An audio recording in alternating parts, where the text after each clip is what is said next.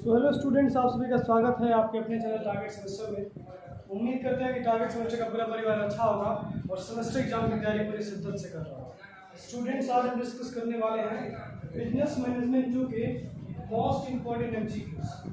ऐसे एमसीक्यूज जो आपके पेपर में छपने वाले हैं, सारे के सारे एमसीक्यूज हम डिस्कस करने वाले हैं जो कि आपके पेपर के पॉइंट ऑफ व्यू से इंपॉर्टेंट है।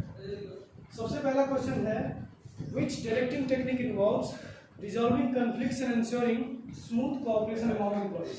इसमें से कौन सा ऐसा डायरेक्टिंग टेक्निक है जिसके माध्यम से हम एम्प्लॉयज के बीच में जो कॉन्फ्लिक्ट होता है उसको रिजॉल्व कर पाते हैं और उनके बीच में कोऑपरेशन को एस्टेब्लिश कर पाते हैं। तो जो कोऑर्डिनेशन होता है, कोऑर्डिनेशन ये एक ऐसा डायरेक्टिंग टेक्निक है जिसके माध्यम से हम अपने एम्प्लॉयज के कॉन्फ्लिक्ट्स को रिजॉल्व कर पाते हैं और उनके अंदर एक अच्छा कोऑपरेशन एस्टेब्लिश कर पाते हैं।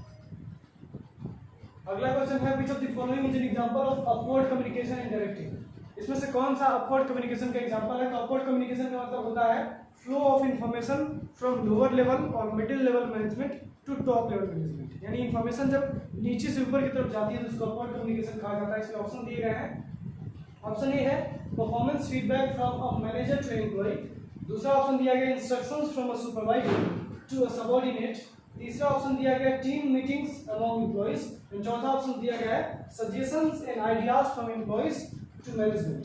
जब परफॉर्मेंस फीडबैक दिया जाएगा मैनेजर के द्वारा एम्प्लॉइज को, तो ये जो होगा ये डाउनवर्ड कम्युनिकेशन होगा, क्योंकि मैनेजर जो है वो टॉप लेवल पे है और एम्प्लॉय जो है उसके नीचे है, तो ये डाउनवर्ड कम्युनिकेशन हो जाएगा। दूसरा दिया गया है instructions from a supervisor to a subordinate. अगर सुपरवाइजर को सबऑर्डिनेट से इंस्ट्रक्शन मिलेगा, सबऑर्डिनेट को इंस्ट्रक्शन मिलेगा सुपरवाइजर से, तो ये भी अगेन डाउनवर्ड कम्युनिकेशन है, क्योंकि सुपरवाइजर ऊपर आता है और सबऑर्डिनेट नीचे आता है। तीसरा है टीम मीटिंग्स अमंग एम्प्लॉइज। जब एम्प्लॉइज के बीच में टीम मीटिंग्स होगी तो ये भी अपवर्ड या डाउनवर्ड कम्युनिकेशन नहीं आएगा, तो इसका ऑप्शन हो जाएगा D, that is suggestions and ideas from employees to management. यानी जब एम्प्लॉई मैनेजमेंट को आइडियाज देते हैं, सजेशन देते हैं, तो एम्प्लॉइज नीचे आते हैं और मैनेजमेंट ऊपर आती है। तो यहाँ पे मूवमेंट कैसा हो रहा है, एम्प्लॉई से आइडियाज और सजेशंस मैनेजमेंट तक पहुंच रहे हैं, यानी नीचे से ऊपर तक जा रहा है इन्फॉर्मेशन। तो ये हो जाएगा आपका अपवर्ड कम्युनिकेशन का एग्जांपल। इसका ऑप्शन हो जाएगा D, that is suggestions and ideas from employees to management. अगला है, which of the following is a characteristic of effective delegation. इसमें से कौन सा इफेक्टिव डेलीगेशन का कैरेक्टरिस्टिक है, यानी इसमें से कौन सा प्रभावशाली डेलीगेशन का विशेषता है? ऑप्शन ए है lack of trust in subordinates. Option B है micro management of task. Option C है clear communication of expectations and option D है रिलक्टेंस टू शेयर रिस्पांसिबिलिटीज।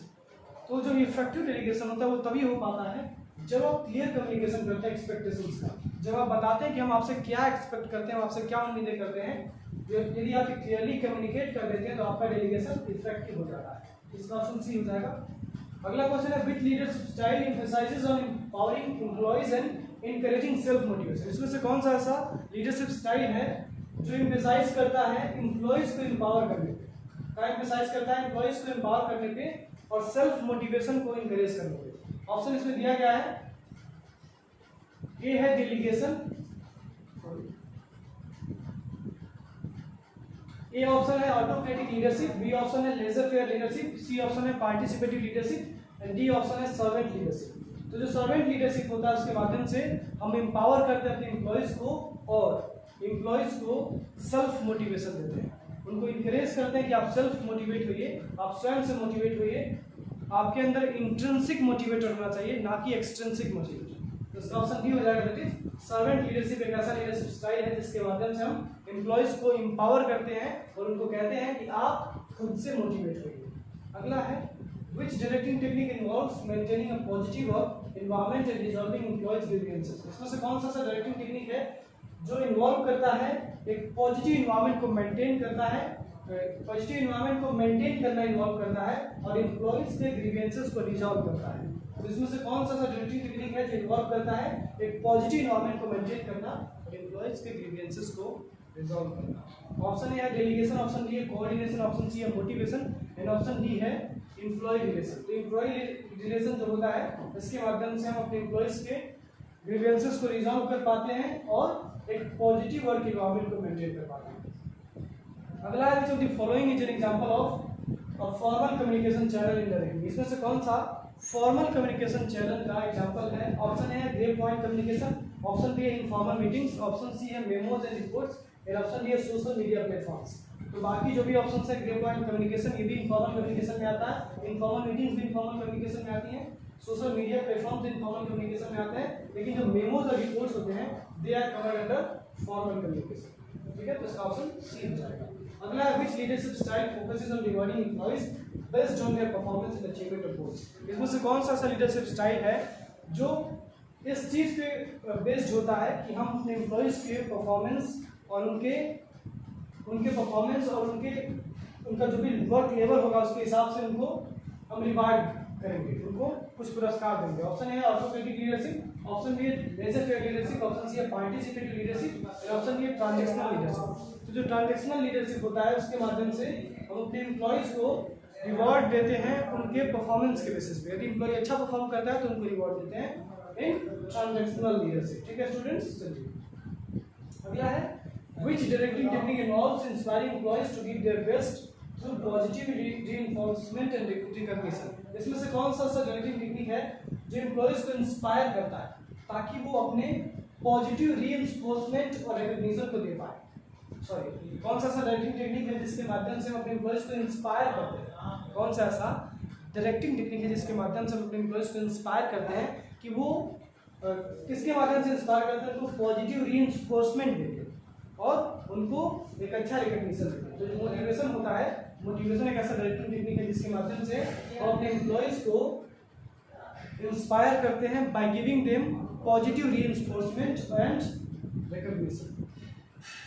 अगला है which of the following is the role of supervisor in the directing function. इसमें से कौन सा role होता है सुपरवाइजर का डायरेक्टिंग फंक्शन में? ऑप्शन ए है setting the company's vision and mission, option B है determining the budget allocation, option C है assigning the task and responsibilities, और ऑप्शन डी है developing long term strategies। तो इसमें से कौन सा ऐसा ऑप्शन है जो बता रहा है कि सुपरवाइजर का रोल क्या होता है directing technique?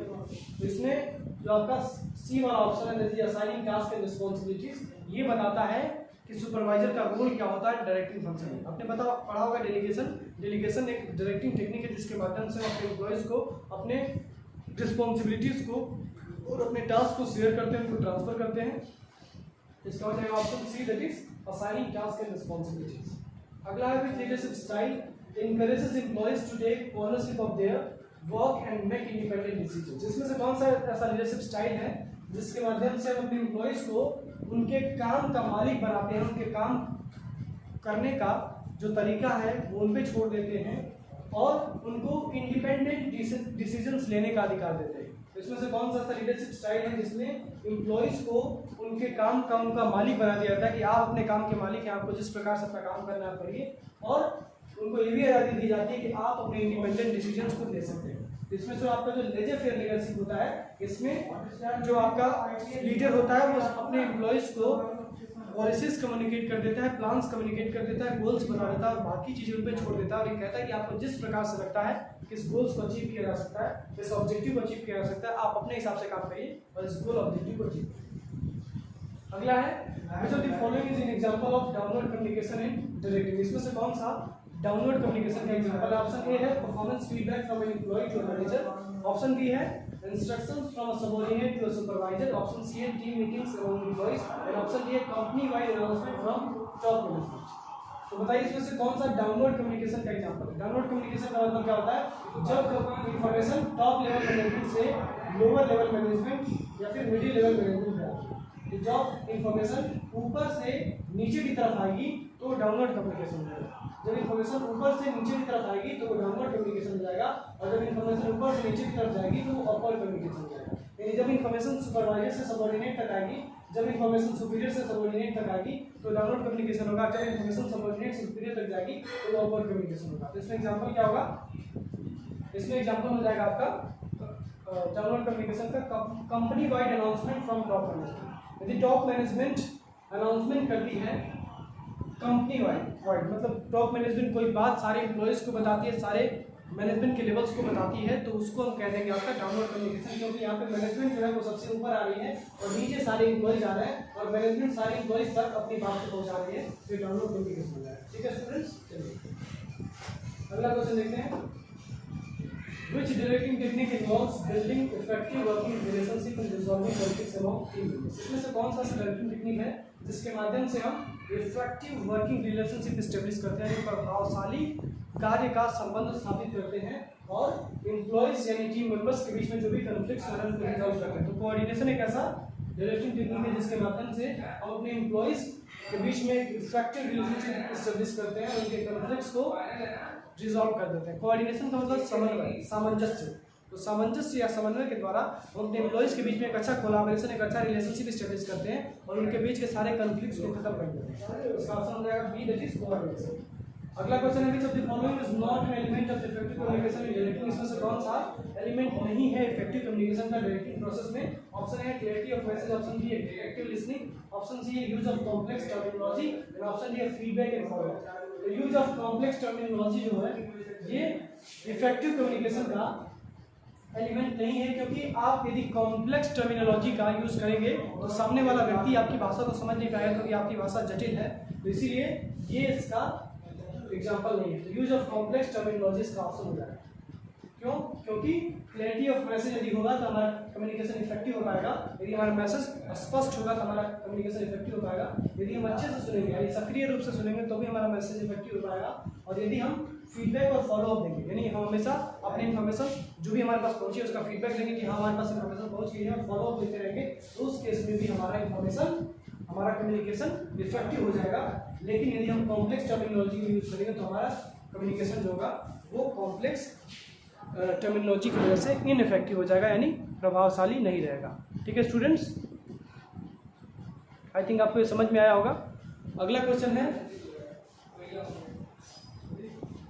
which leadership style involves leaders leading by example and serving the needs of their followers? इसमें से कौन सा ऐसा लीडरशिप स्टाइल है जिसके माध्यम से लीडर्स जो होते हैं वो लीड करते हैं और जो बाकी जो फॉलोअर्स होते हैं वो केवल उनको सर्व करते हैं, यानी लीडर्स लीड करते हैं, फॉलोअर्स उनके पीछे पीछे आते हैं।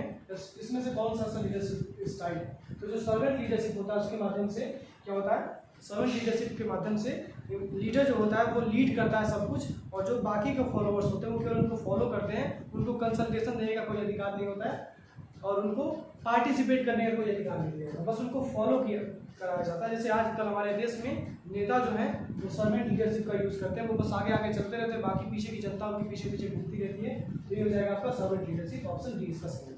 ठीक है, अगर अगला देखते हैं, which directing technique involves providing opportunities for skill development and training to enhance employee performance? इसमें से कौन सा डायरेक्टिंग टेक्निक है जिसके माध्यम से एम्प्लॉयज को अपॉर्चुनिटीज प्रोवाइड करते हैं उनके स्किल को डेवलप करने के लिए और उनको ट्रेनिंग देते हैं ताकि एम्प्लॉय अपने परफॉर्मेंस को इनहेंस कर सके, एम्प्लॉय अपने परफॉर्मेंस को और बेहतर कर सके। ऑप्शन ए है डेलीगेशन, ऑप्शन बी है कोऑर्डिनेशन, ऑप्शन सी है मोटिवेशन और ऑप्शन डी है डेवलपमेंट। तो डेवलपमेंट एक ऐसा डायरेक्टिंग टेक्निक है जिसके माध्यम से हम अपने एम्प्लॉयज का विकास करते हैं और उनको ट्रेनिंग देते हैं ताकि उनके स्किल्स को हम इनहेंस कर सकें, उनके नॉलेज को, उनके कैपेबिलिटीज को हम बढ़ा सकें। ठीक है स्टूडेंट्स, इसका ऑप्शन डी हो जाएगा डेवलपमेंट। अगला है which of the following is an example of informal communication in directing? इसमें से कौन सा इनफॉर्मल कम्युनिकेशन यानी अनौपचारिक संचार का उदाहरण है? ऑप्शन ए है रिटन रिपोर्ट्स, ऑप्शन बी है company newsletter, option C official meetings and option D है casual conversation among employees.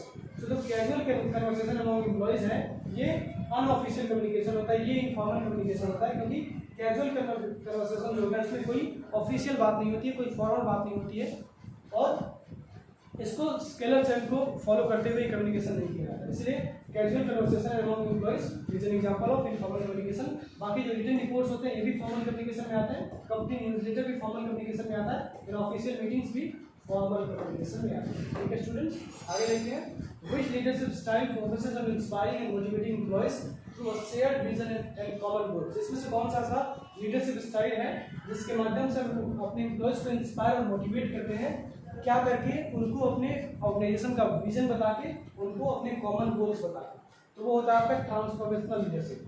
Transformational leadership एक ऐसा लीडरशिप होता है जिसके माध्यम से हम अपने एम्प्लॉयज के माइंडसेट को ट्रांसफॉर्म कर देते हैं, उनको विजन बताते हैं, उनको अपना गोल बताते हैं, उनको अपना मिशन बताते हैं और विजन, मिशन और कॉमन गोल के माध्यम से हमारे जो एम्प्लॉयज होते हैं वो ट्रांसफॉर्म हो जाते हैं, उनका माइंडसेट ट्रांसफॉर्म हो जाता है, इसलिए हम इसको ट्रांसफॉर्मेशनल लीडरशिप कहते हैं। तो ट्रांसफॉर्मेशनल लीडरशिप एक ऐसा लीडरशिप स्टाइल है जिसके माध्यम से हम अपने एम्प्लॉयज को इंस्पायर और मोटिवेट करते हैं, किसके माध्यम से, अपने विजन को और अपने मिशन को और अपने कॉमन गोल्स को बताए। ठीक है स्टूडेंट्स, चलिए आगे बढ़ जाते हैं।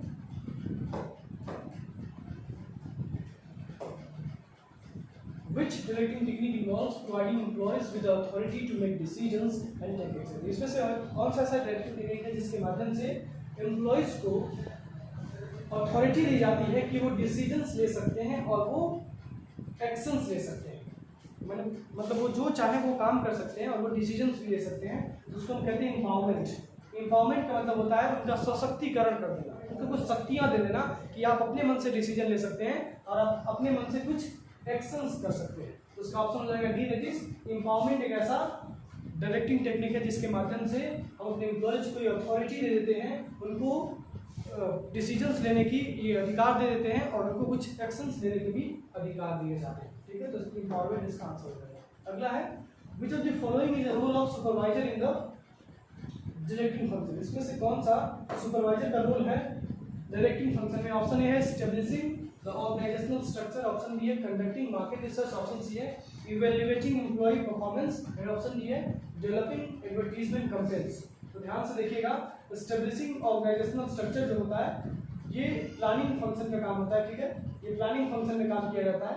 कंडक्टिंग मार्केट रिसर्च ये मार्केटिंग वाले लोगों का काम होता है, ये किसी डायरेक्टिंग फंक्शन के सुपरवाइजर का काम नहीं होता है। एडवर्टीजमेंट कंपेन ये भी अगेन मार्केटिंग का भी काम है, लेकिन एम्प्लॉयज़ के परफॉर्मेंस को इवेल्युएट करना, एम्प्लॉयज़ के परफॉर्मेंस का आकलन करना, ये काम होता है आपके डायरेक्टिंग फंक्शन में एक सुपरवाइजर का। तो एक सुपरवाइजर का डायरेक्टिंग फंक्शन में क्या काम होता है? तो वो काम होता है एम्प्लॉयज़ के परफॉर्मेंस को इवेल्युएट करना, एम्प्लॉयज़ के परफॉर्मेंस का आकलन करना। ठीक है, अगला है which leadership style involves leaders making decisions based on the input and suggestions of their followers. इसमें से कौन सा ऐसा लीडरशिप स्टाइल है जिसके माध्यम से लीडर्स जो होते हैं वो डिसीजंस लेते हैं अपने फॉलोअर्स के सजेशंस और इनपुट्स के बेसिस पे। यानी एक ऐसा लीडरशिप स्टाइल है जिसके माध्यम से लीडर डिसीजन तो खुद लेता है, लेकिन वो पहले अपने फॉलोअर से पूछ लेता है, अपने जो भी उसके टीम मेंबर्स हैं, उनके जो भी एम्प्लॉयज़ हैं, उनके नीचे आने वाले जो भी लोग हैं, उनसे एक बार कंसल्ट कर लेता है। तो आपको बताना है कौन सा ऐसा लीडरशिप स्टाइल है। ऑटोक्रेटिक लीडरशिप स्टाइल है, लेजर फेयर लीडरशिप स्टाइल है, पार्टिसिपेटिव लीडरशिप स्टाइल है और ट्रांजेक्शनल लीडरशिप स्टाइल है। तो आपका जो पार्टिसिपेटिव लीडरशिप स्टाइल है, इसके माध्यम से एक जो लीडर होता है वो अपने सबॉर्डिनेट्स को ये अधिकार देता है कि आप हमारे डिसीजंस लेने में कंसल्ट कर सकते हैं, हमको सजेशन दे सकते हैं। ठीक है स्टूडेंट्स, अगला क्वेश्चन देखते हैं। Which directing technique involves creating a positive work environment and fostering teamwork among employees. इसमें से कौन सा ऐसा डायरेक्टिंग का टेक्निक है जिसके माध्यम से एम्प्लॉयज के में एक पॉजिटिव वर्क इन्वायरमेंट को क्रिएट किया जाता है और उनके अंदर जो टीम वर्क है उसको फॉस्टर किया जाता है, उनके अंदर भी टीम वर्क को बिल्ड किया जाता है। तो कोलैबोरेशन एक ऐसा डायरेक्टिंग टेक्निक है जिसके माध्यम से एम्प्लॉयज के अंदर जो टीम वर्क होता है उसको फॉस्टर किया जाता है, उसको बेहतर बनाया जाता है और हमारे ऑर्गेनाइजेशन में एक पॉजिटिव वर्क इन्वायरमेंट क्रिएट किया जाता है। ठीक है स्टूडेंट्स, ये थे आपके मोस्ट इंपॉर्टेंट क्वेश्चंस। अगला एक और क्वेश्चन बचा हुआ है। Which of the following is an example of external communication in directing? इसमें से कौन सा एक्सटर्नल कम्युनिकेशन का एग्जांपल है? ऑप्शन ए है team meetings among employees, option B है email exchanges within the organisation, option C है report shared among departments and option D है कम्युनिकेशन विद सप्लायर्स और कस्टमर्स। तो इसमें हम यदि ऑप्शंस की बात करें तो टीम मीटिंग्स यदि होगा एम्प्लॉइज के बीच में तो इंटरनल कम्युनिकेशन होगा, क्योंकि ये हमारे ऑर्गेनाइजेशन के अंदर की बात है। ईमेल एक्सचेंज होगा यदि ऑर्गेनाइजेशन के अंदर, विद इन दी ऑर्गेनाइजेशन कहा गया, तो यदि ऑर्गेनाइजेशन के अंदर ही होगा तो ये भी इंटरनल कम्युनिकेशन होगा, ये एक्सटर्नल कम्युनिकेशन नहीं होगा। और यदि रिपोर्ट हम शेयर कर रहे हैं डिपार्टमेंट्स के बीच में तो ये भी इंटरनल कम्युनिकेशन होगा। लेकिन यदि हम कम्युनिकेशन कर रहे हैं सप्लायर्स के साथ, सप्लायर्स कौन होते हैं? जो हमको रॉ मटेरियल सप्लाई करते हैं, जो हमको गुड्स सप्लाई करते हैं, यदि हम उनके साथ कम्युनिकेशन कर रहे हैं या फिर यदि हम कस्टमर्स के साथ कर रहे हैं तो ये सब आउटसाइड पार्टीज हैं और यदि हम इनके साथ कम्युनिकेट करेंगे तो एक्सटर्नल कम्युनिकेशन में आएगा। इसका ऑप्शन रहेगा B, that is communication with suppliers और कस्टमर्स। ये हो जाएंगे आपके एक्सटर्नल कम्युनिकेशन के एग्जांपल्स। दैट्स ऑल स्टूडेंट्स, ये थे आपके मोस्ट इंपॉर्टेंट क्वेश्चंस जहां से क्वेश्चंस बनने की आपकी पॉसिबिलिटीज है। तो मिलते हैं अगले लेक्चर में।